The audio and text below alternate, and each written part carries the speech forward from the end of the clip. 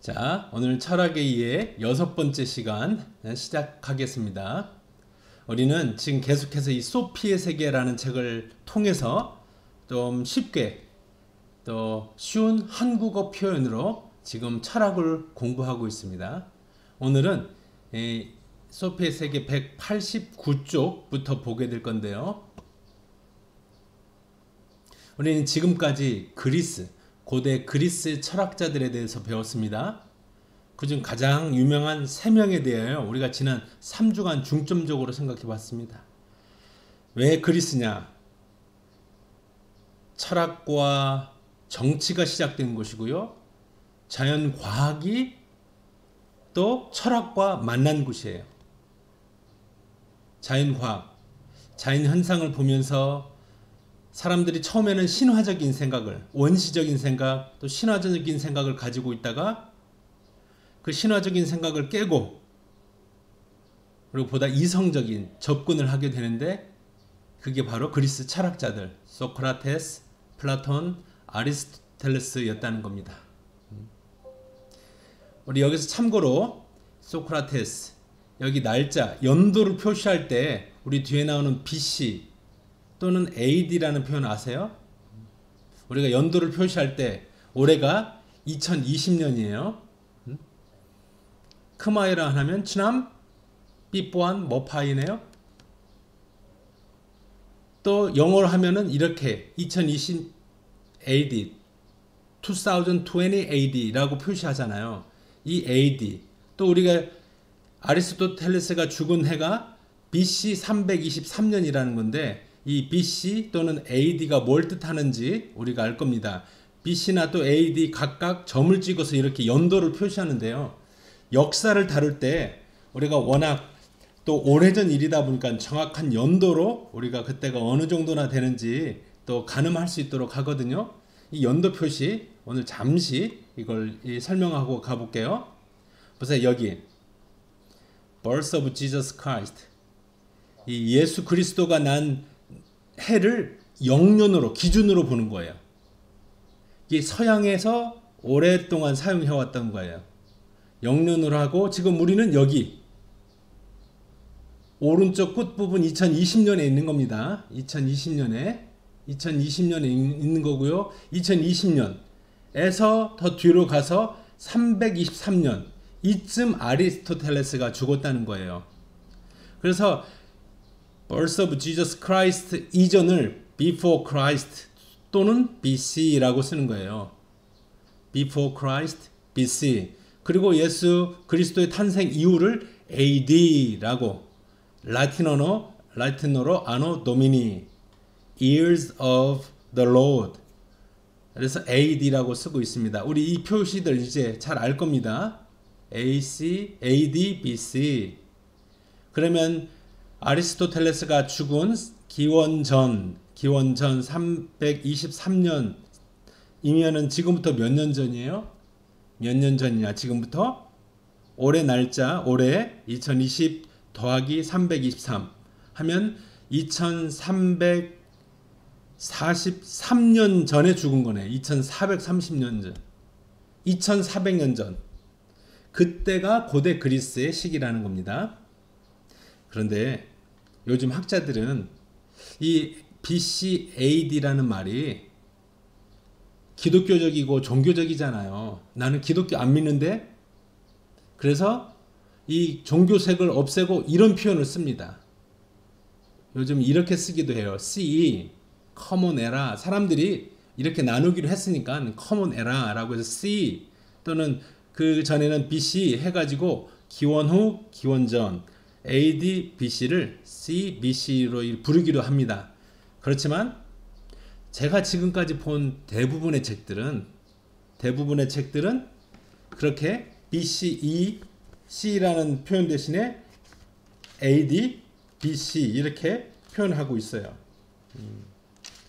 제가 크마의 책이 있거든요.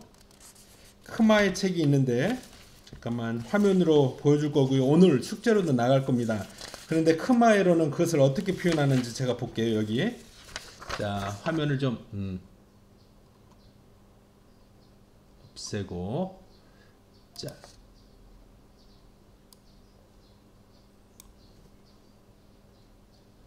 보이나요? 그렇게 보여요? 아, 사진, 핸폰캠, 로지캠. 자, 크게 봤을 때 이렇게 쓰죠. 아, 안 잡힌다. 잡힌다. 이게 누구 설명이에요? 아리스토 설명인데 크마이라는 이렇게 설명하네요. 이거 나중에 책으로 보내도록 하겠습니다. 크마이로 표기하는 법. 안 보이죠? 네. 아무튼 ADBC 또는 BCE 이런 연도 표시 여러분에게 익숙해졌으면 좋겠어요. 우리는 지금 한참 전에 정말 역사 오래전 사람들을 다루고 있다 보니까 역사를 표현한 게 중요하고요. 자, 연도 표시 기억하시고요. ADBC 또는 BC로 표현한다는 것. 자, 오늘 본격적으로 사실 그리스는 여기 이쪽 지중해 가운데에서 이렇게 지중해 쪽으로 뻗은 구부러진 손이에요. 이 손 거꾸로 된 거 이게 되겠죠. 이게 여기는 아테네와 스파르타 그리고 몇몇 도시들이 한 나라처럼 정치와 또 문화가 융성했어요. 그러다가 여기 주로 아테네, 소크라테스도 이 아테네 출신이고 플라톤도 이 아테네 출신이고 그리고 또 이 아테네에 많은 철학자들이 그리고 많은 학자들이 모여서 철학이 융성하게 되는데 그런데요 아리스토텔레스가 지나고 나서는 후대 사람들이 특별히 기억할 만한 위대한 사람들이 누가 있을까? 살펴보면 아리스토텔레스 이후에는 중요한 이 정치적인 변화가 있었어요. 어떤 거냐면 사실 여기에 이 지중해에 이 드넓은 바다와 또 그를 둘러싼 또 수많은 나라들 이 중에 그리스는 사실 작은 나라잖아요. 이 그리스 작은 나라예요. 근데 여기로 보면 아테네, 스파르타 보세요. 이 부분을 확대해서 볼 때 이거예요. 여기에 있는 이 북쪽에 있는 마케도니아 여기에는 마케도니아가 이 지역을 통일합니다. 여기 마케도니아가 있잖아요. 올림푸스 산이 있고 이 마케도니아 지역 같은 그리스지만 그리스는 한 나라로 통일된 게 아니라 제각각 도시들이 한 띠꾸렁들이 하나 나라예요. 버릇대 나라가 되는 겁니다. 나라가 되었는데 나라처럼 각자 자치 정부를 구성하고 있는데 그런데 이 마케도니아가 이 그리스 전역을 통일할 뿐만 아니라 이제 서쪽으로 진격해 가는 겁니다. 그래서 이 페르시아 제국을 정복하는 거예요. 이 마케도니아의 유명한 왕이 필립 2세 필립 the second 그리고 그의 아들이 알렉산드로스가 이제 이 그리스를 통일할 뿐만 아니라 여기 마케도니아가 이제 보세요. 엄청난 제국을 이루죠. 이집트 여기에 페르시아 제국뿐만 아니라 이집트 그리고 이집트 넘어서 인도까지 이 엄청난 제국을 이룹니다.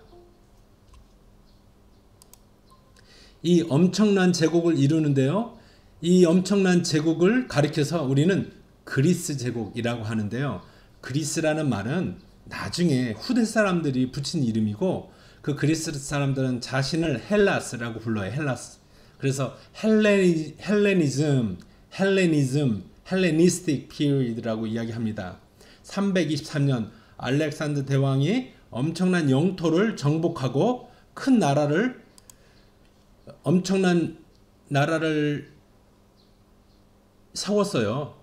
여기 마케도니아라고 하는 그리스 북쪽에 내륙 지방에 있는 이 작은 도시 국가가 그리스 전역을 통일하고 그리고 서쪽으로 페르시아 제국, 이집트 제국, 그리고 페르시아 제국 넘어서 여기 인도까지, 인디아까지 엄청난 땅을 정복하게 됩니다. 그리고 그때부터 그리스가 가장 역사상 강력하고 또 가장 큰 제국을 이루게 되는 거예요. 그 시기가 대략 알렉산더 대왕이 죽고 나서 한 180여 년 정도 됩니다. 180여 년 정도. 그리스가 이 엄청난 제국을 이루었을 때, 그때 과연 소크라테스와 플라톤과 아리스토텔레스 같은 위대한 사상가, 철학자들을 남긴, 그리고 그들의 사상이 과연 이 알렉산더 제왕의 군사와 함께 전 세계로 어떻게 퍼져나갔을까? 또 지중해에 어떤 영향을 미쳤을까? 이걸 보게 되는 겁니다. 오늘 그걸 살펴보려고 합니다. 알렉산드로스 대왕, 영어로는 알렉산더 the Great, 마케도니아 왕이고요. 보세요. 356년에서 323년까지. 이 연도 기억해요. 323년.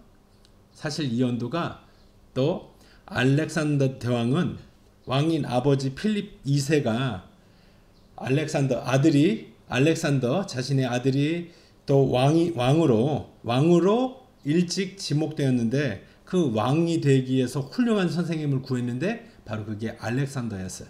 그래서 13살부터 16살까지 3년 이상을 그리스의 가장 지혜로운 철학자였던 아리스토텔레스에게 배웁니다. 그리고 나서 아버지를 이어 이 마케도니아를 통치하고, 마케도니아가 이제는 그리스 전역을 통치하고 페르시아 제국을 무찌르고, 그리고 이 아시아까지 이르는 엄청난 제국을 이루게 되는 거죠. 알렉산드로스, 영어로는 알렉산더 그레이트. 이 호칭을 붙이는 게 우리 역사상 몇 사람 안 됩니다. 기억하세요. 알렉산더 더 그레이트. 영어로 이렇게 호칭을 붙이는 거요.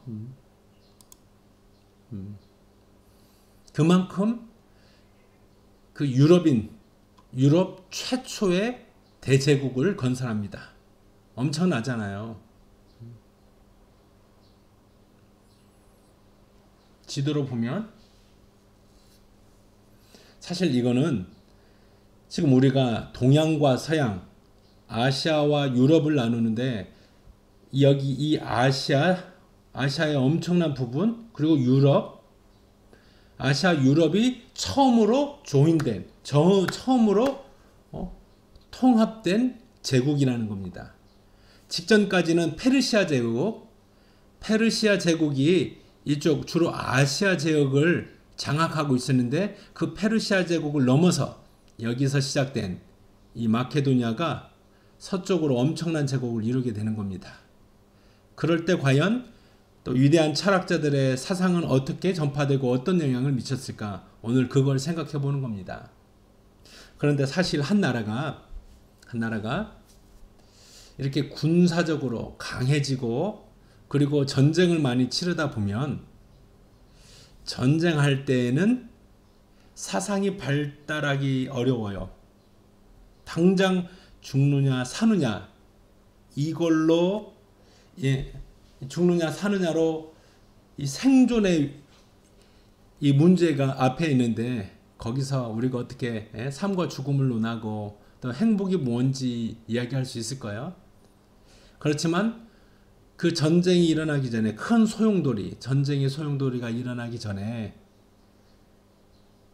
또 영향을 미쳤고 남겨놨던 유명한 철학자들, 위대한 철학자들, 소크라테스, 플라톤, 아리스토텔레스의 그 사상이 이 남아져 있다 보니까 그 영향력 안에 많은 사상가들이 그 스승들의 발을 따르게 되는 거죠. 우리 오늘 이 책을 보도록 하겠습니다. 그래서 자, 이 소피의 세계, 우리가 잘 아는 이 책으로 들어가 봅니다.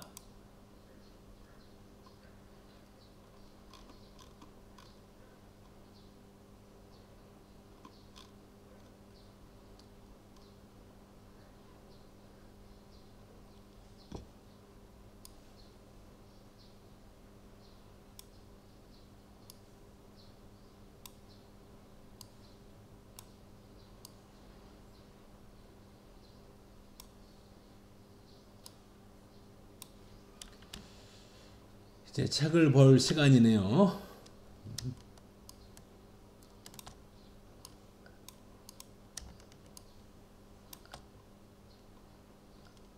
자, 이제 기원전 4세기 아리스토텔레스부터 서기 400년. 여기 이렇게 쓰고 있네요. 기원전이라는 말을 쓰고 서기.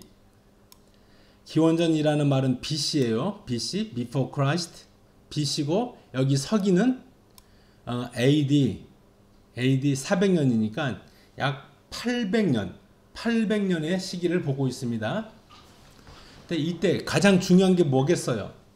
바로 이때 기독교가 등장한 거죠. 예수 그리스도가 태어나고 또 이 땅에 살면서 많은 가르침을 전파하고 또 그를 따르는 제자들이 생기고 그래서 엄청난 이 기독교 문명이 사상이 시작된 겁니다.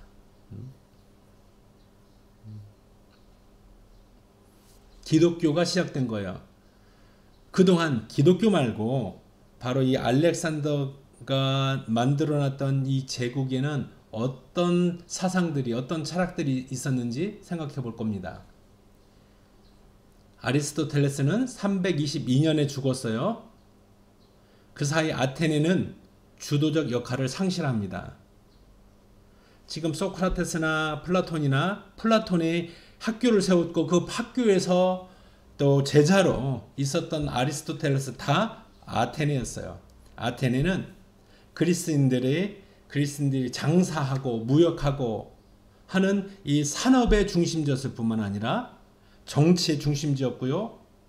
왜냐하면 아테네와 스파르타가 주도적으로 힘을 합쳐서 페르시아의 침략을 막아냈잖아요. 그런 정치적인 주체였을 뿐만 아니라 또 계속해서 이야기하고 이 철학, 자연과학과 그리고 철학이 만나 위대한 생각의 힘을 길렀던 곳이 바로 이 아테네입니다. 그런데 저 북쪽 펠레를 수도로 하는 마케도니아라는 도시가 커지고 나라가 되고 그 마케도니아가 그리스를 아테네와 스파르타까지 다 정복하고 통일하게 되는 겁니다. 이제는 하나의 도시가 아니라 거대한 나라, 지금과 같은 거대한 나라가 되는 겁니다. 무엇보다도 알렉산더 대제라고 하네요. 알렉산더 대왕, 알렉산더 대제의 정복 결과로 생긴 거대한 정치적 변혁과 연관이 있습니다. 여기 보세요. 알렉산더는 마게도냐의 왕이었다. 아리스토텔레스 역시 마게도냐 출신이었으며 알죠? 알렉산더 13살부터 16살까지 알렉산더의 선생이었어요. 옛날 위대한 사람들은 또 부자들은 개인 교사를 두었잖아요. 요즘이야 학교에 가보면 여러분 대학에 가면 지금도 과목별로 요일별로 따로따로 선생님이 있지만 이전에는 한 선생님에게서 모든 것을 배웠어요. 그래서 선생님이 위대할수록 제자는 그 위대한 생각을 얻어 듣게 되고 배우게 될 수 있는 거죠. 아리스토텔레스가 스승이었다는 것은 알렉산더에게 어떤 영향이 있을 거라는 것을 우리는 알죠. 그리고 알렉산더는 페르시아와 싸워 결정적인 승리를 이룹니다. 맞아요. 당시 넘버원이 페르시아였거든요. 근데 그 페르시아를 넘어 그 페르시아를 이기는 겁니다. 그래서 이집트와 인도에까지 이르는 보세요. 오리엔트를 그리스 문명과 연결시켰어요. 오리엔트, 다른 말로 아시아 또는 동양의 문화, 동양을 그리스 문명과 서양과 최초로 연결시킨 거예요. 이렇게 하여 인류사에 새로운 시대가 시작되었다. 그렇죠. 인류사에, 인류 역사에 특별히 서양인들이 볼 때는, 유럽 사람, 미국 사람들이 볼 때는 이거는 엄청난 최초로 유럽이 지배권을 갖게 된 사건인 겁니다. 유럽이. 역사의 중심이 유럽. 그 전까지는 보세요. 최초의 문명 메소포타미아, 이집트 다 아프리카고 아시아고 그랬는데요. 이제 드디어 여기서 놀라운 문화가 시작된다는 겁니다. 이 그리스 문화와 그리스어가 지배적인 역할을 하는 국제적인 공동체가 생겨난 것입니다. 줄잡아 300년간. 300년 동안 지식된 이 시기를 우리는 헬레니즘 시대라고 부릅니다.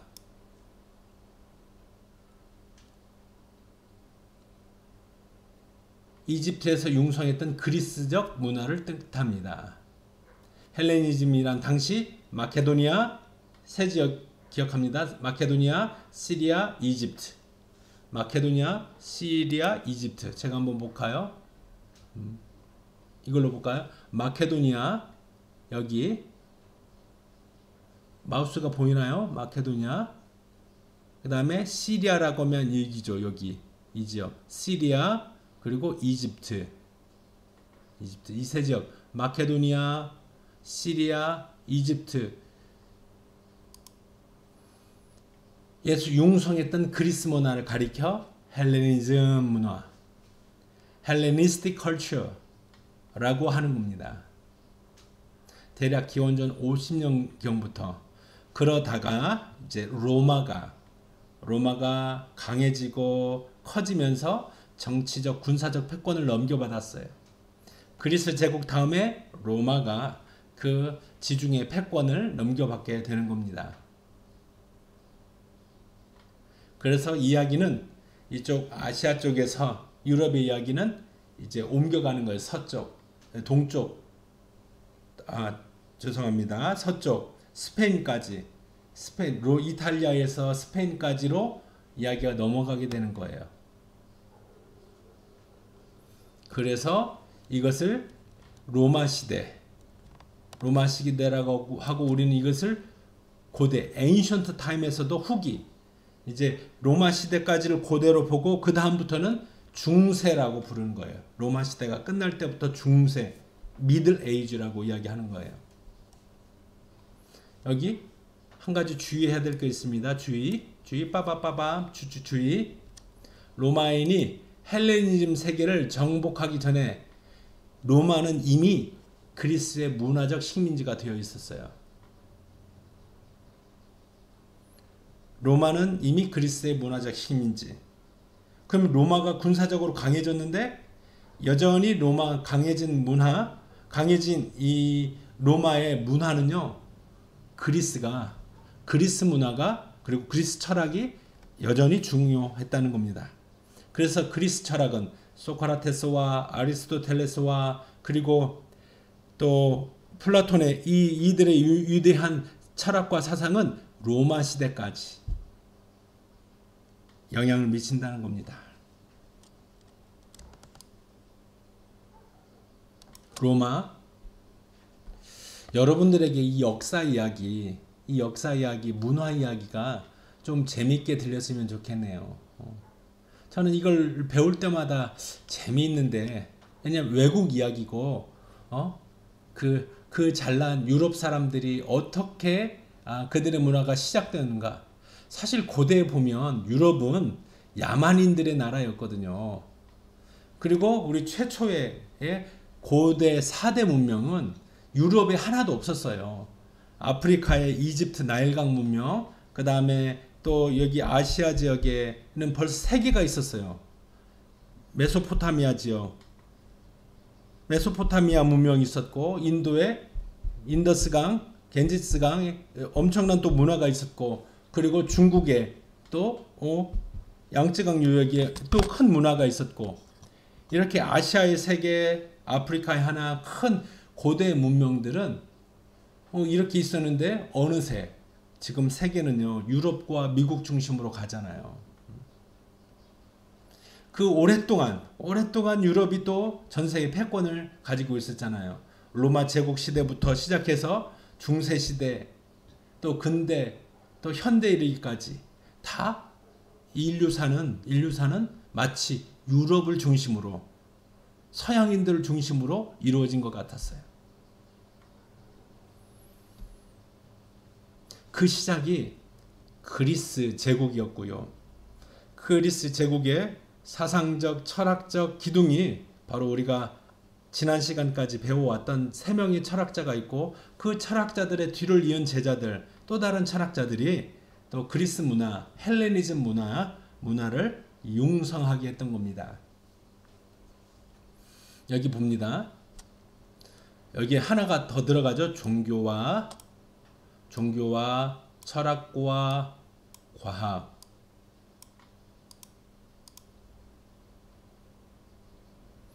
헬레니즘은 여러 나라와 문화의 경계가 사라짐으로써, 보세요. 이전에는 그리스, 로마, 이집트, 바벨로니아, 시리아, 페르시아 인들이 각기 자기들의 고유한 종교적 틀에서 자기 신들을 숭배했어요.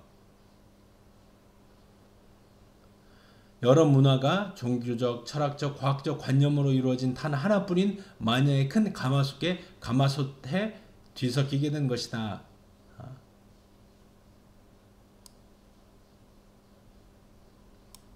이 표현 재밌게 봐야 됩니다. 유럽인들의 이야기에 보면 큰 마녀가 마술을 부리는데요.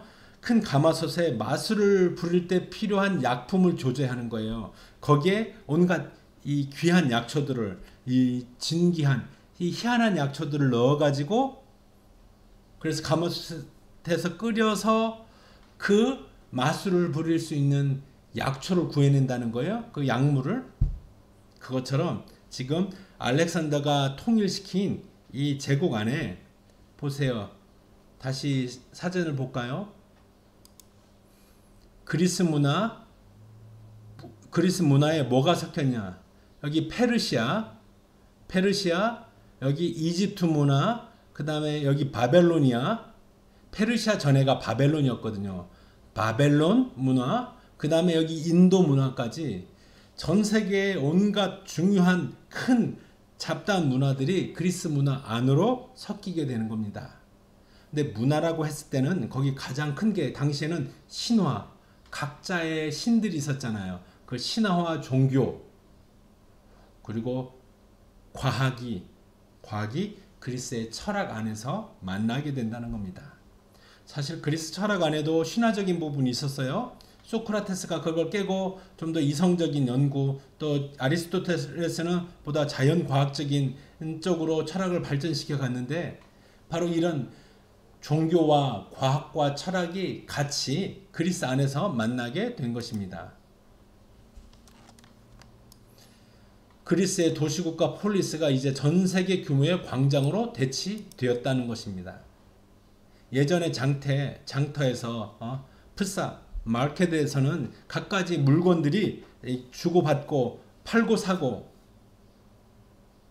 그런데 이제는 작은 장터가 아니라, 시장이 아니라 이제 엄청난 시장이에요.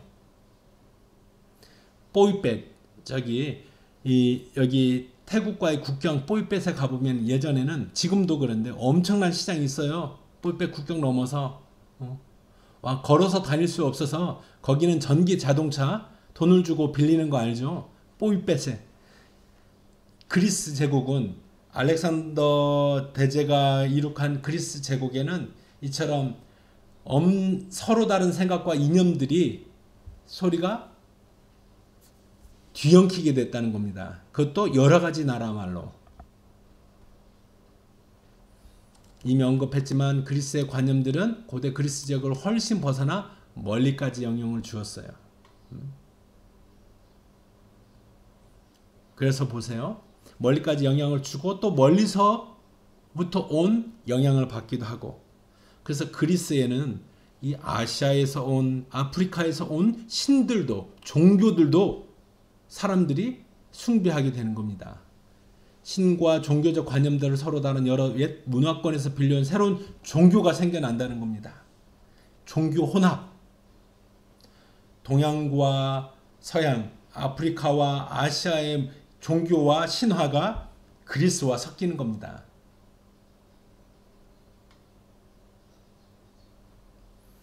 보세요. 예전 사람들 자기의 민족과 국가가 결속되어 있다고 믿었어요. 자기 민족과 국가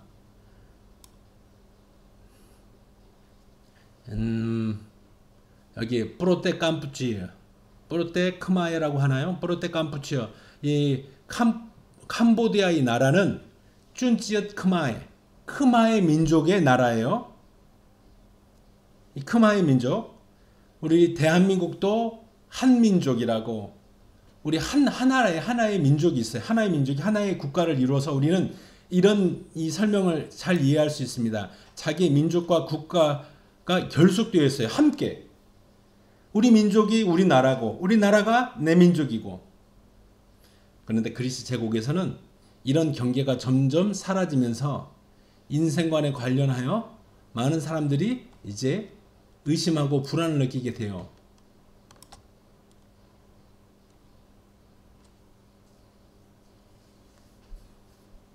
그래서 로마 시대에 이르면 그 진짜 신 맞아? 사람들이 신화나 또 그 종교를 의심하게 되고 또 내가 가지고 있던 문화들이 다른 문화의 영향으로 인해서 흔들리고 해체가 되고 그러니까 예를 들면 또 외국 문화의 영향으로 젊은이들이 어른을 공경하는 문화가 약간 흐려지고 또 이렇게 복잡한 세상에서 많은 사람들이 이제는 세상의 흐름을 변화를 따라가지 못하고 그냥 포기하고 혼자 은둔해서 살거나 또 흐름을 따르는 대신에 또 그냥 상관없이 사회의 변화와 상관없이 살게 되는 그러면서 사회에 대해서 한탄하는 그런 비관주의 문화가 시작되는 거죠. 이 시기에 생겨난 새로운 종교들 뭘 이야기합니다. 이야기하냐면 공통적으로 죽지 않고 살 수 있는 방법. 종교들이 이런 얘기 많이 하죠. 죽지 않고 사는 방법.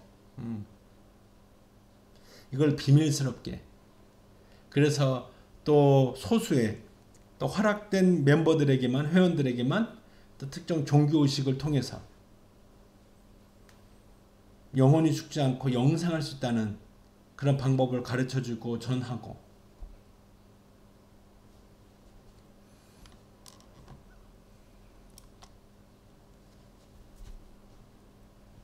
여기 일반적으로 헬레니즘 철학은 딱히 독창적이진 않았어요.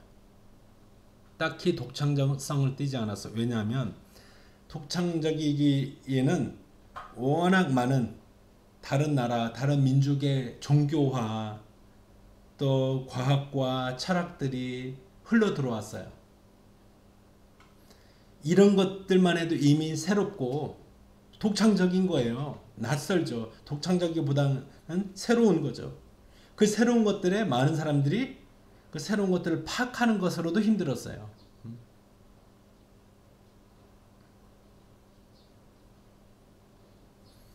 소크라테스가 남긴 영감이 있지만 거기에 더해서 다른 나라, 다른 민족에게선 종교와 과학과 철학이 이제 헬레니즘에 있는 헬레니즘 시대에 사는 이 몇몇 사상가들에게 또 큰 특징을 만들어 주게 된 겁니다.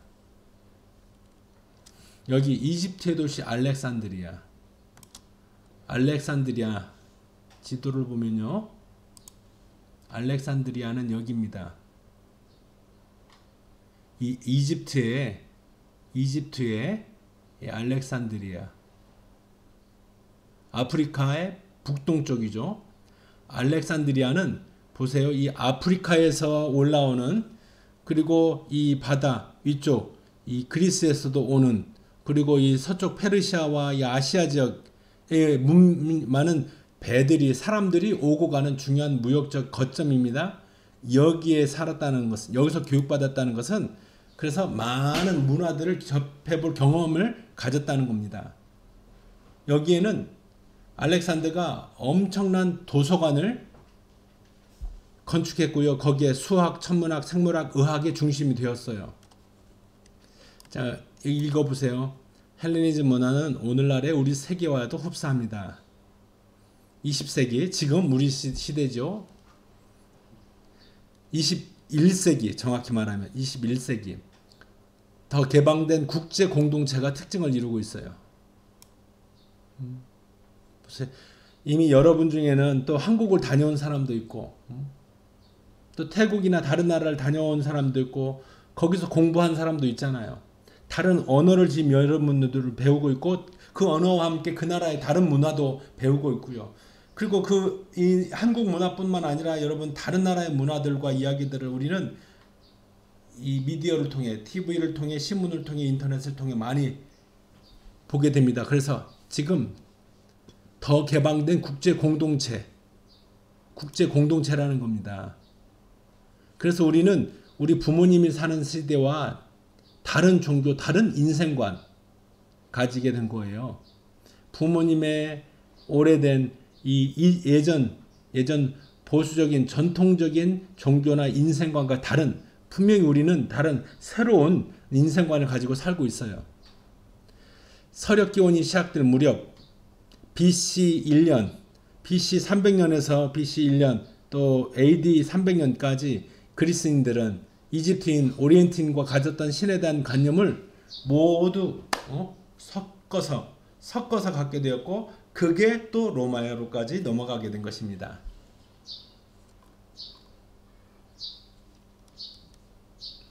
옛것과 새것의 혼합, 종교와 철학과 과학의 혼합이 세계관의 장터에서 선보일 새로운 신상품의 교초를 어떻게 형성해낼 수 있는지 우리가 사는 이 시대에도 볼 수 있습니다. 아하, 여러분 한국말은 좀 어렵겠지만 아무튼 지금 우리는 지금 21세기 사는 우리, 코로나19 시대에 사는 우리는 보세요.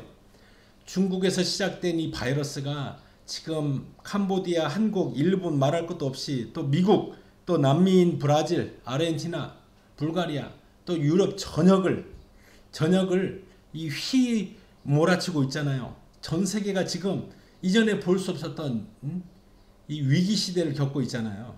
분명 공동체예요. 공동체. 그 전까지 우리는 비행기 타고 얼마나 빠르게 그리고 자주 다른 나라를 왔다 갔다 했습니까? 저만 보더라도 또 미국을 거쳐서 인도네시아를 거쳐서 이 캄보디아까지 거의 15년 넘게 외국에서 살고 있고, 또 심지어 이렇게 가르치고 있잖아요. 분명 세계에는 지금 또 거대한 공동체, 거대한 도시국가, 그보다는 큰 수많은 생각과 종교와 과학과 철학들이 섞여 들어오고 내 안에, 또는 내가 사는 지역 안에, 그래서 새로운 인생관을, 새로운 생각들을 만들어내고 있는 시대를 우리는 살고 있습니다. 여기 새로운 지식, 제가 가지고 있는 지식이라고 봐도 되고요. 대부분은 실제로 무엇보다 헬레니즘까지 거슬러 그 뿌리를 감지할 수 있는 오랜 사상의 부스러기에서 유래했다. 앞에서도 말했듯이 헬레니즘 철학은 소크라테스, 플라톤, 아리스토텔레스가 제기한 문제들을 더 자세히 다루었다. 그들 철학의 공통점은 인간이 어떻게 하면 가장 유덕하게 살다 죽을 수 있는지, 그 질문에 해답 찾기를 소망했다는 겁니다. 어떻게 하면 유덕하게 살 수 있는지, 다른 말로 쉽게 말하면 어떻게 행복하게 살 수 있을까? 어떻게 하면 보다 더 행복하게, 어떻게 하면 보다 더 잘 살 수 있을까? 선하게 살 수 있을까?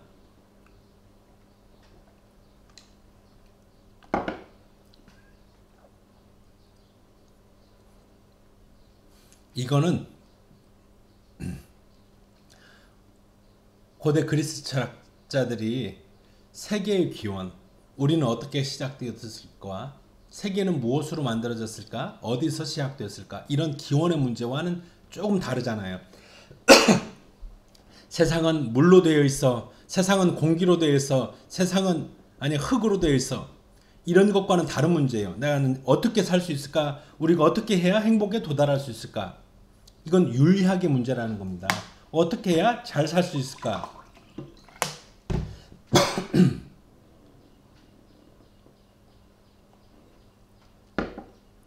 철학이 사람들의 생각의 흐름이 이렇게 바뀌었다는 겁니다. 여기 그래서요. 철학의 흐름 네 가지만 살펴보도록 하겠습니다. 네 가지.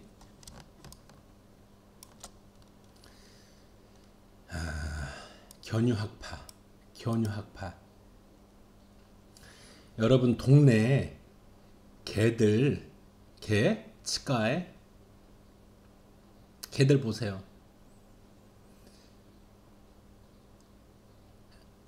시장에 아니면 어느 집에 묶여있지 않고 가둬져 있지 않고 자유롭잖아요. 낮에는 낮잠 자다가 배고픔이 일어나서 여기저기 먹을 걸 찾아다니고 정말 사람처럼 어쩌면 사람보다 자유로운 게 개들 같아. 개. 캄보디아에는 정말 개들을 길에서 잘 보잖아요. 헬레니즘 시대에 어떤 학자들은 그렇게 다녔어요. 집, 학교 여기에 매여 있지 않고 자유롭게 시장이든 또 사람들이 모인 광장이든 여기저기 다니면서 자기의 생각을 이야기하고 또 사람들하고 생각을 나누고 이렇게 다녔던 사람들. 그냥 하루 종일 이 길거리에 걸어 다니면서 또 산보하면서 산책하면서 다니는 사람들. 그래서 견유, 개처럼 이렇게 유랑하는 사람들이라고 견유학파라고 말을 합니다.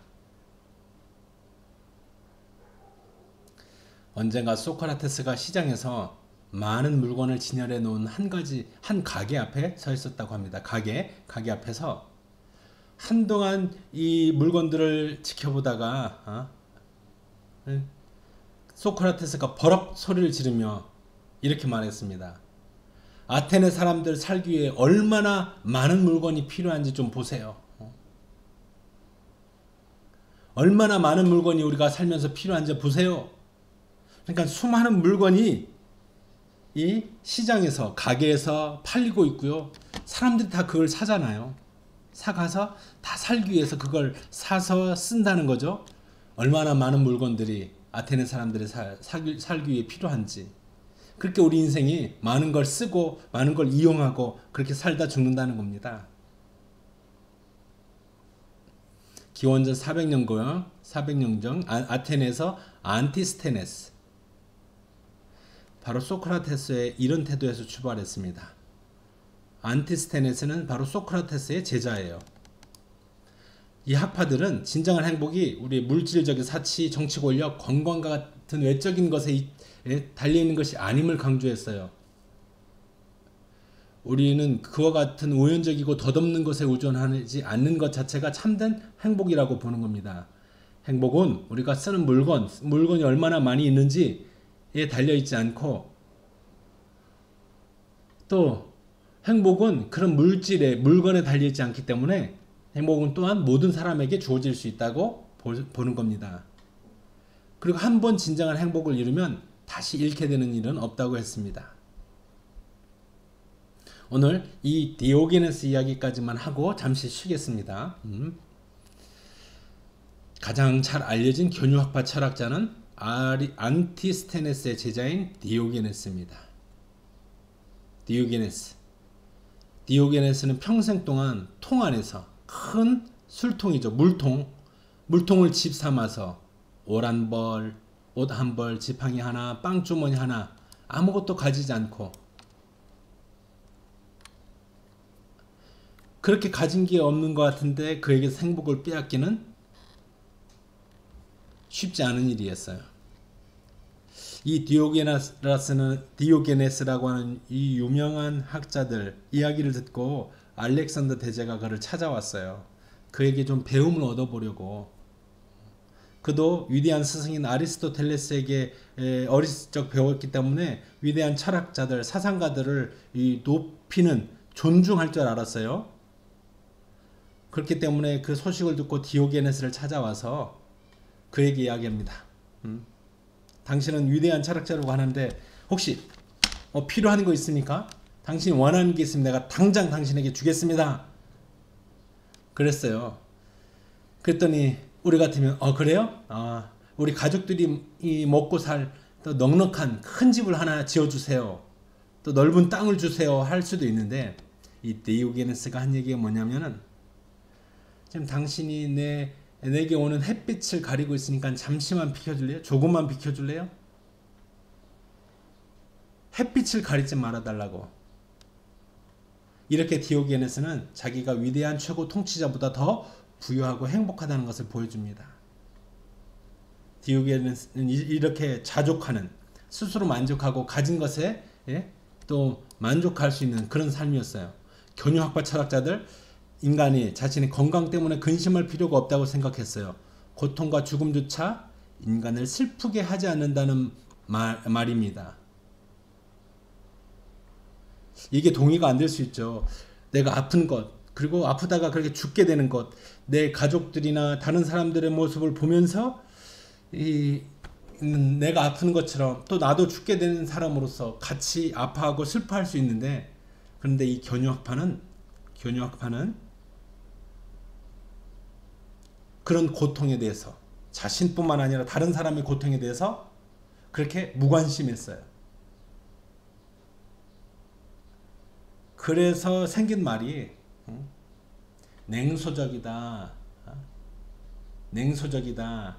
라는 시니시즘의 이 신이라는 말은 그리스의 개라는 말에서 나왔거든요.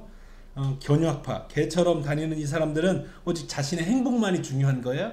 그리고 자신의 고통이나 또 다른 사람의 고통은 더 말할 것도 없고 신경 쓰지 않는 거예요. 이렇게 타인의 고통에 대해서 무감각한 이 견유학파의 특징. 그 무감각하다는 건 뭐냐면 행복한 상태를 우리가 추구할 최고의 것으로 여겼다는 겁니다. 여기까지 하고 우리 잠시 10분 동안 쉬도록 하겠습니다. 9시 10분에 오도록 하겠습니다.